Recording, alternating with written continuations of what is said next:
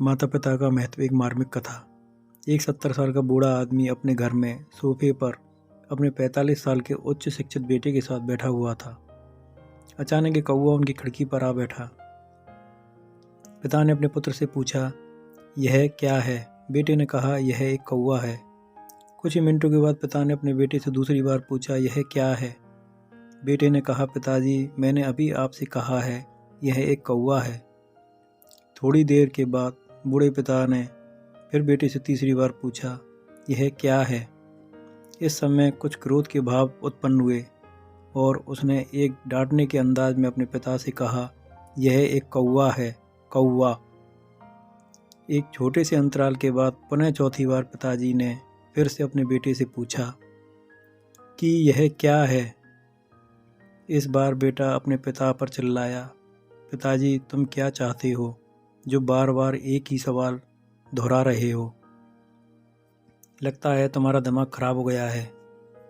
हालांकि मैंने तुमसे कितनी बार कहा था, यह एक कौवा है। आप कुछ करने में सक्षम नहीं। यह समझ में आया?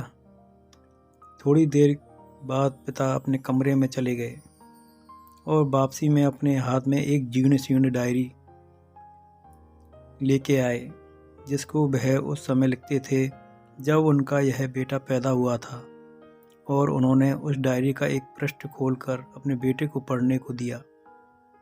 और जब बेटे ने इसे पढ़ा, निम्नलिखित शब्दों में लिखा गया, डायरी में लिखा हुआ था, आज मैं मेरे 3 साल के छोटे बेटे के साथ आंगन में बैठा हुआ था और सामने पेड़ पर एक कौवा आकर बैठ गया। मेरे बेटे ने उसको देखकर मुझसे पूछा, पिताजी, यह क्या है?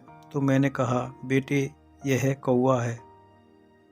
उसने यह प्रश्न मेरे से कोई 13 बार किया और हर बार मुझे उसको जवाब देने में स्नेह का अनुभव होता था और मैं उसके मस्तक को चूम लेता था। उसके बार बार एक ही प्रश्न करने से मुझे क्रोध नहीं आया, बल्कि खुशी हुई। और आज जब पिता ने अपने बेटे से एक ही प्रश्न सिर्फ 4 बार पूछा तो बेटा चिढ़ गया और नाराज़ होने लगा।